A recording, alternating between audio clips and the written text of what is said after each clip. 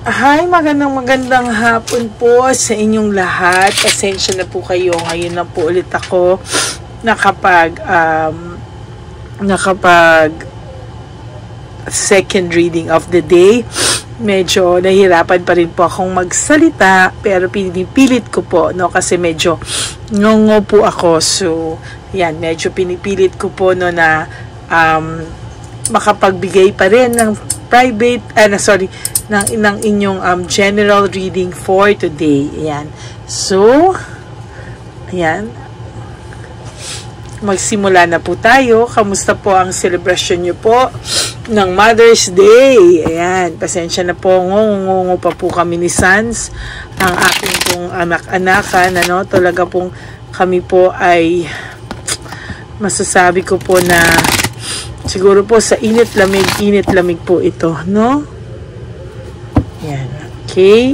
Babalasahin ko lang po. Kamusta po kayong lahat sa inyong Mother's Day? I hope na nag-enjoy po kayo. Wag po kayo masyadong malungkot, no? Kung yung mga inyo pong asawa ay wala pa rin pong mga kwenta, no? Basta dasal-dasal lang po tayo. Yan, pili po tayo ng 10, no? Pili po tayo ng 10. Okay, 1, 2, 3, 4, 5, 6, 7, 8, 9, and 10. Okay. Ngayon po, tayo naman po ay mamimili ulit ng 10.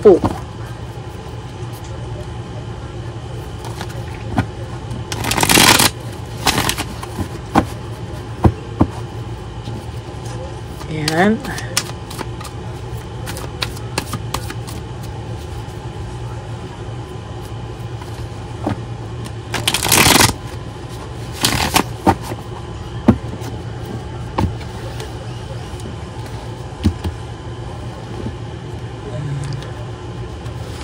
One, 2, 3, 4, 5, 6, 7, 8, 9, and 10.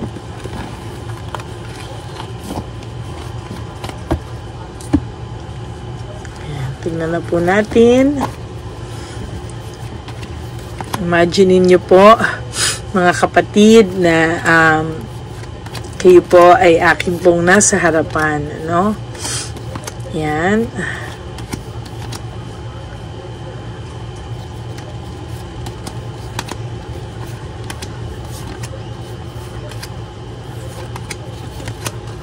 Okay.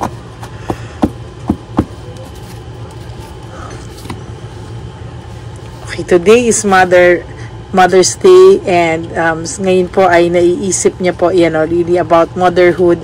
Naiisip niya po so far, kahit na hindi po kayo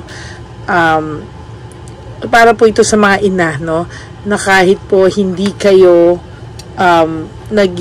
hindi kayo maayos ngayon, no, naiisip niya po na kayo ay mabuting ina sa inyong mga anak, no. For sa inyo naman pong iba na hindi po kayo nanay, naiisip niya po kung gaano kayo kabuting anak pa din sa inyong mga magulang, no. So far, nakikita ko dito na ngayon ay naiisip niya kung gaano kakabuting tao, no, dahil sa every time na mag-isa siya, doon niya po nalalaman or doon niya po nare-realize yung totoo, no, na kung gaano kakabuti sa kanya, no. And so far, somehow, no, naiisip po nitong taong to na kahit papano ay hindi niya na po magpapagkatuwa, no, na ikaw ay mabuti po, na ikaw po ay naging maayos po, at siya po talaga ang may kasalanan, no. Legal complications, nagkaroon po kayo ng hiwalayan dahil po sa kasalanan niya. So finally, nare-realize po niya na ang hiwalayan niyo po sa totoo lang, alam naman po niya talaga, kahit na hindi pa po niya nare-realize sa mga bagay na to. So far, alam niya po sa sarili niya kung gaano ka po kabuti sa kanya, no? Kung gaano ka po kabuti, kaayos, makisama, no? Hindi niya lang po siguro alam kung bakit hindi niya po ito nakita noon, no? Nung kayo ay magkasama pa. So far, alam niya po ngayon, na siya po ay nagkamali, na siya po ay nasa tamang tao na, pero hindi niya po binigyan ng halaga, no? And to be honest with you, ngayon po ay nahihirapan po siya, no? Hindi niya po alam kung papaano at kung saan po siya magsisimulang i-approach ka po. No? So far, sa nakikita ko po, ayaw tumayo nito. Bibigyan ko sana yung lahat ng nanay ng insenso, no? Sa mga sandaling ito. Kaso po, ayaw po tumayo ng insenso. Yan, no? Yan. No? So far po, no? Nakikita ko po sa barahan nyo na kahit papano itong person na ito po ay somehow is thinking of you right now. Iniisip ka po niya sa mga oras na to at iniisip niya po na wala naman pong nakakaalam, so somehow, no, somehow iniisip niya na ano yung totoo kapag hindi siya ma-pride, kapag hindi siya ma-ego, somehow lumalambot po yung puso niya sa'yo. Okay, parang gusto niya pong magpahinga sa galit, no, na nararamdaman niya, or magpahinga po sa alam mo yon, sa inis or sa gigil or sa galit niyo sa isa't isa, na somehow stop muna, no, break muna raw siya sa galit. Parang gusto niya munang isipin kung gaano kakabuting tao sa mga oras na to. Somehow I feel that he is thinking about you in a different light, no? Kung dati ay lagi kanyang sinisi, na lahat ay sinisi niya sa'yo, pero somehow ngayon, no, inaamin niya sa sarili niya na ang hiwalayan nyo, ang may cause po ay siya, no? Somehow inaamin niya na sa sarili niya, dahil wala namang iba, no, na sa sarili niya lang, no, kahit mayabang to, inaamin na niya sa sarili niya na siya yung may pagkukulang sa'yo, no? Siya yung may malaking pagkukulang sa'yo. So, yun ang magiging title natin. Somehow, this person is, yan. Teka ha, sulat po natin, at alam niyo naman po ako, makakalimutin po ako. Inaamin na niya sa sarili niya na siya ang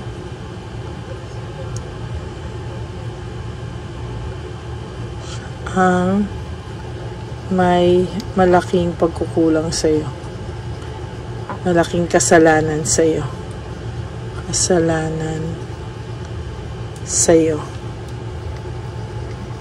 kasi he has too much pride po, no? To be honest with you, ayaw niya pong aminin, no, na siya po yung may pagkukulang sa'yo. Gina-justify niya po dati, pero ngayon po inaamin niya na po sa'yo, sa sarili niya lang rather, na siya po yung may malaking kasalanan sa'yo, siya po yung may malaking pagkukulang sa'yo, no? Ngayon po naguguluhan siya, parang sabi niya nababaliw na daw siya kakaisip sa'yo. Bakit naiisip niya lahat ng ginawa niyang kalokohan sa'yo? Somehow this person, natutuwa po ako, no, kasi naaligaga po siya right now. Hindi po niya maiwasan, ano, na maisip yung lahat ng kalokohan niya na ginawa sa'yo.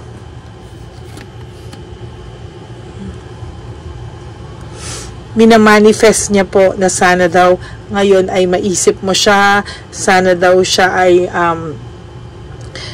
mamiss mo din, ano, kasi somehow this person, namimiss ka po nito talaga, no, namimiss ka po niya, pero ayaw niya pong aminin sa mga tao, ayaw niya pong aminin sa lahat, no, somehow sinasabihan niya po na sira ulo yung sarili niya, pero siya lang po ang nakakaalam. Satisfied na daw po sana siya sa naging buhay niya sa kasama at kapiling ka, ngunit subalit at tatapwa, naku, tama ba yung mga Tagalog ko, hindi pa po siya nakontento sa'yo, kaya ayan po, no, dumating kayo sa ganyang klaseng sitwasyon. Ngayon, naiisip niya na po yung katotohanan, nagkakaroon na po ito ng clarity, na sana, no, hindi daw niya ginawa sa iyo yung mga ganon. Sana daw nag-isip mo na siya, kaya ngayon wala na siyang choice, kung hindi panindigan na lang po ang lahat ng nangyayari sa kanya ngayon. There's the resentment. Ayan, no, may resentment and desire to reconcile. Sa totoo lang po, kahit ilang beses lumabas to, no, na talaga po siya ay may resentment at siya po ay may desire to reconcile. Nahihirapan lang po talaga ang person na to o ang tao na to dahil hindi niya po alam paano ka po i-approach, hindi niya po alam kung paano, dahil sa taas ng pride niya, para pong tumigas na, pinatigas na po niya yung pride niya at ego niya, na hindi niya na po kayang baliin sa'yo. No, nakakalungkot. Yun lang po yung nakakalungkot, na kahit anong mangyari gusto niya, pag tiningnan mo siya ay malakas siya, pag tiningnan mo siya ay strong siya as a person, hindi mababali, pero somehow siya rin po ang nagdadala ng sarili niyang kalokohan, ano? Because of his pride, natututo po siyang manindigan na lang sa mali, no? Kahit po nakapag-reflect na siya, kahit po meron na siyang awakening, no, somehow he's wondering, bakit ako nagkaganito? Ano ang nangyari sa akin? Pero parang hanggang doon na lang, parang wala pa siyang gustong gawing aksyon, sa sobrang hiya, walang mukhang maiharap, at talaga naman na parang pinapalabas na lang niya na somehow ito na lang din yung gusto niyang makita mo, no? Loss of opportunity or mischance, sinabi naman niya na matagal-tagal na rin naman daw niya kayong ganyan, nakasanayan mo na rin naman daw na ganyan kayo. So ano pa ba, no? Parang ano pa ba yung mapapala niya kung babawiin niya lahat ng to? So far wala pa rin daw sa kanyang magbabago. Nasa sitwasyon din siyang mali at meron siyang tsabilitang palaka or syokoy na masasaktan, ano? At baka magwala pa, no? The third party is very, very, no? Kumbaga sa, kayang-kaya pong magwala at kayang-kaya po nitong mag-iskandalo. No, so nagiging burden po sa kanya yung relationship niya ngayon, na dapat ay maging masaya siya, dapat ay okay siya, pero hindi, no? Naging burden pa po sa kanya. Lack of direction, nawalan siya ng direksyon simula nang mawala ka sa kanya. Hindi niya alam paano niya ibabalik yung sarili niya sa tamang landas, no? Overwhelming ang challenges sa kanya ngayon. Overwhelming po lahat ng pangyayari sa kanya ngayon. Lalo na po ngayong araw na to, Mother's Day, inuusig po siya ng konsensya niya. Ngayon, inaamin niya sa sarili niya na may malaki siyang kasalanan sa'yo. Dahil bakit daw niya ikaw maiisip ng maiisip kung hindi naman, bakit ka raw niya iniisip ng iniisip kung hindi naman daw ikaw naging mabuti sa kanya. Somehow, he feels yung konsensya po niya ngayon, inuusig siya talaga, no? Self-victimization, siya rin daw ang gumawa ng ikakaganyan niya. Greediness and possessiveness, no? Napaka-greedy po nitong taong to, na naiisip niya na somehow, pag lahat ay hindi umokay, lahat ay hindi pa maayos, somehow, meron din pong sasalo sa kanya. At talagang iniisip niya na someday, you two will still be together at the right time. Parang feeling niya po, hindi man sa ngayon, pero darating ang araw po, no, na magiging maayos po ang lahat. No, somehow, he is trying to convince himself na hindi mo siya makakalimutan, na someday, magiging kayo pa rin po. Uy, ito na naman tong cups. So, kuha tayo ng isa. Ayan o, dissatisfaction and lack of inner joy.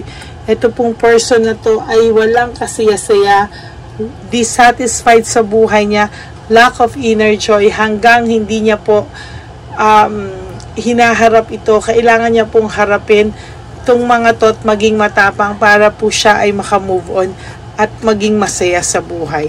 Hanggang hindi po siya lumalapit sa iyo at hinaharap ang tama, hindi po siya magkakaroon ng victory and success sa buhay niya. No?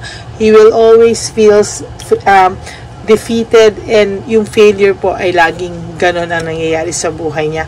Ayan, no? And heartbreak, suffering, and grief, ganyan at ganyan po ang mararamdaman niya hanggang hindi niya po hinaharap ang problema.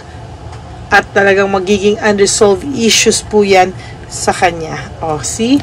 2 beses na po lumabas to, no? Panay conflict po ang mangyayari sa buhay niya and lack of direction. O yan, ano? So, dapat po talaga harapin niya na po talaga, no? So, hanggang hindi niya po hinaharap to, hindi po magiging maayos ang lahat. So, that's it for your second reading for today. Inaamin niya na sa sarili niya na siya ay ang may malaking kasalanan sa iyo. Somehow, kanina nakokonsensya siya, tapos ngayon sa nakita natin sa cards, inaamin na niya na sa sarili niya na may mga talagang malaki siyang pagkakamali sa iyo.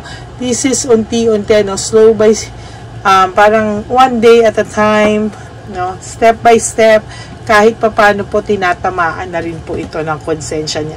Kung akala niyo po mayabang to, mapagmataas, ganun talaga po, pero somehow deep inside him, alam niya po ang katotohanan na siya ang may malaking kasalanan sa iyo.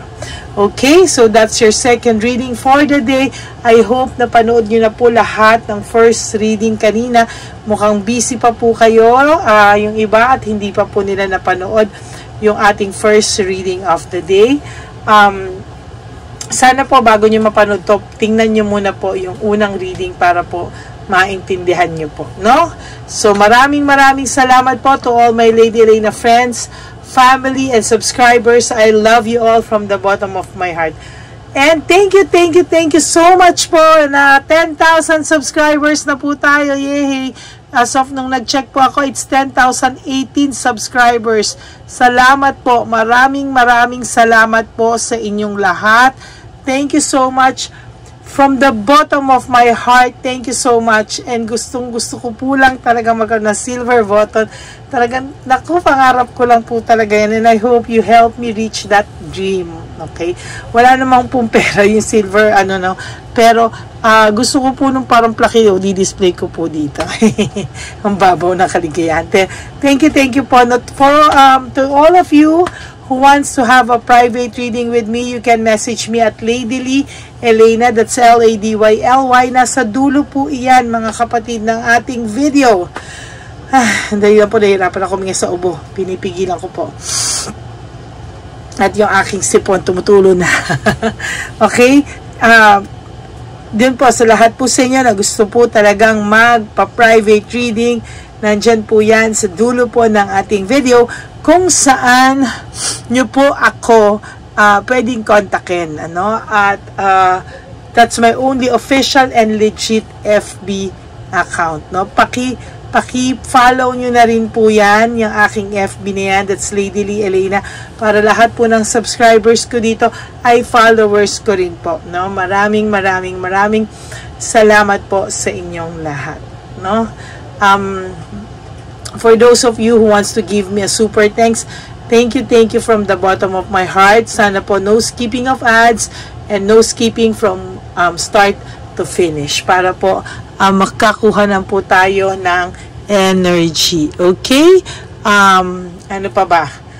So, yung aking po mga bilin, life is short, don't make it shorter by stressing yourself from all the heartaches and pains na binigay po sa inyo ng kahapon. Just surrender po everything to the divine universe and just let go and let God write your love story. Again, maraming salamat po sa inyo from the bottom of my heart. God bless you all. I hope na panood nyo na po yung first reading kanina na unti-unti na siyang nakukonsensya, ganyan. No, sana po mapanood nyo bago nyo po mapanood ang video na to. At lahat po ng videos kahapon and ng Friday, very, very powerful. I hope na panood nyo na po lahat. Okay? So, maraming salamat po. God bless you everyone. I love you. Stay safe. And I will be back for another set of general reading. Maybe tomorrow. So, maraming salamat po. God bless you all. I love you. Bye!